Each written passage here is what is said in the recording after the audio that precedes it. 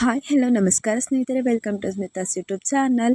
ಇವತ್ತಿನ ವಿಡಿಯೋದಲ್ಲಿ ನಮ್ಮ ಮನೆಯಲ್ಲಿ ಯಾವ ರೀತಿ ಮಕ್ಕಳಿಗೆಲ್ಲ ಇಷ್ಟ ಆಗೋ ಥರ ಐಸ್ ಕ್ರೀಮ್ನ ಮಾಡೋದು ಅಂತ ಹೇಳ್ಕೊಡ್ತಾ ಇದ್ದೀನಿ.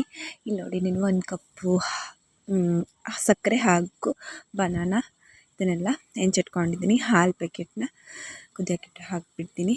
ಈಗ ನಾನಿಲ್ಲಿ ಕಸ್ಟರ್ಡ್ ಪೌಡರ್ನ ಮಿಕ್ಸ್ ಮಾಡಿ ಇಟ್ಕೊಂಡ್ಬಿಡ್ತೀನಿ. ಹಾಲನ್ನೇ ಹಾಕ್ಕೊಂಡು ಮಿಕ್ಸ್ ಮಾಡ್ಕೊಂಡ್ಬಿಡ್ತೀನಿ ಚೆನ್ನಾಗಿ.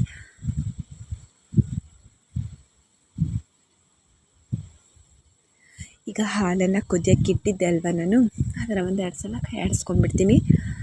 ಈಗ ಸಕ್ಕರೆನ ಆ್ಯಡ್ ಮಾಡಿಕೊಂಡೆ.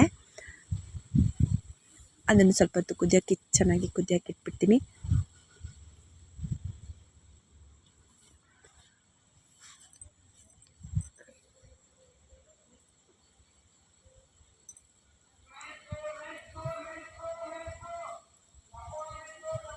ನಾನು ಸ್ವಲ್ಪ ಚೆನ್ನಾಗಿ ಕುದಿ ಬರೋ ತನಕ ಲೋ ಫ್ಲೇಮಲ್ಲೇ ಇಟ್ಟಿದ್ದೀನಿ. ಯಾಕಂದರೆ ನಾನು ಯಾವುದನ್ನೇ ಆದರೂ ಆದಷ್ಟು ಲೋ ಫ್ಲೇಮಲ್ಲೇ ಇಟ್ಟು ಮಾಡ್ತೀನಿ. ಯಾಕಂದರೆ ಹೊತ್ತೋಗ್ಬಿಡತ್ತೆ. ಸ್ಮೆಲ್ ಬಂದರೆ ಯಾವುದೇ ಒಂದು ಅಡುಗೆನಾದರೂ ಸ್ಮೆಲ್ ಬಂದರೆ ಚೆನ್ನಾಗಿರಲ್ಲ. ಅದಕ್ಕೋಸ್ಕರ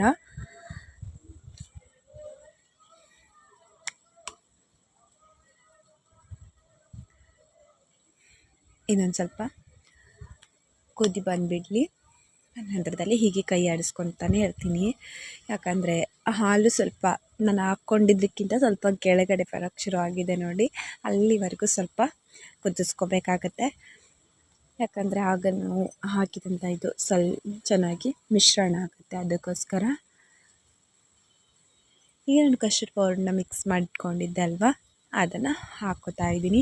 ಇಲ್ಲಿ ನಾನು ವೆನಿಲಾ ಫ್ಲೇವರ್ನ ಯೂಸ್ ಮಾಡಿದ್ದೀನಿ. ನೀವು ಬೇಕು ಅಂದರೆ ಬೇರೆ ಫ್ಲೇವರ್ನ ಯೂಸ್ ಮಾಡ್ಕೋಬೋದು.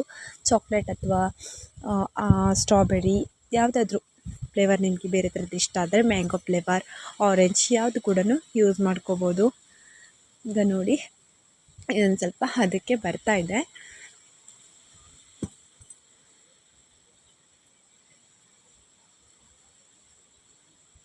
ಹೀಗೆ ಚೆನ್ನಾಗಿ ಸ್ವಲ್ಪ ಹೊತ್ತು ಮಿಕ್ಸ್ ಮಾಡ್ಕೊಳ್ಳೋಣ. ನೆಕ್ಸ್ಟ್ ಇದು ಹದವಾಗಿದೆ. ಈಗ ನಾನು ಬಂದ್ ಮಾಡ್ತಾಯಿದ್ದೀನಿ ಗ್ಯಾಸ್ನ.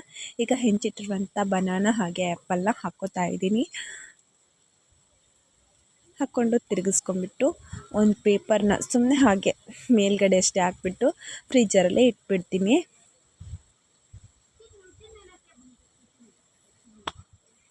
ಓಕೆ, ನೆಕ್ಸ್ಟ್ ಆಗಿದೆ ನೋಡಿ, ಯಾವ ರೀತಿ ಚೆನ್ನಾಗಿ ಬಂದಿತ್ತು. ನೀವು ಒಂದು ಸಲ ಟ್ರೈ ಮಾಡಿ.